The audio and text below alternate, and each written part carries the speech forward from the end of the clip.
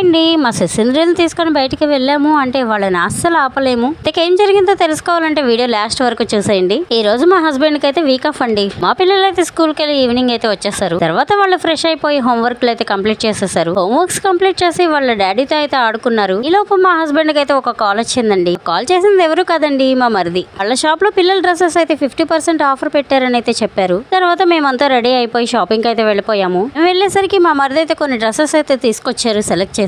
తర్వాత మేము కొన్ని డ్రెస్సెస్ అయితే సెలెక్ట్ చేసాము. సైజెస్ అయితే ముగ్గురికి లేవు, ఇద్దరికే ఉన్నాయండి. అందుకే ఇద్దరికి తీసుకున్నాము.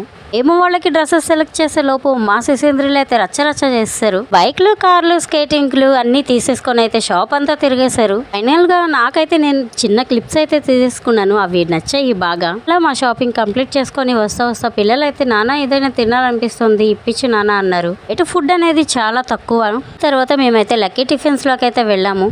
ఒక్కొక్కటి అయితే ఆర్డర్ పెట్టేసుకున్నాము. ఫస్ట్ అండ్ లాస్ట్ శశేంద్రులు అయితే నూడిల్స్ అయితే తీసుకున్నారు. ఒక ప్లేట్ నూడిల్స్ నే కంప్లీట్ గా తినలేకపోయారు. అలా మా డిన్నర్ కూడా బయట కంప్లీట్ చేసుకొని వచ్చేసామండి. మీ పిల్లలు కూడా బయటకు వెళ్ళినప్పుడు ఇలాగే చేస్తే కామెంట్ చేయండి. వీడియో నచ్చితే లైక్ చేయండి, షేర్ చేయండి, సబ్స్క్రైబ్ చేయడం మర్చిపోకండి. Thank you.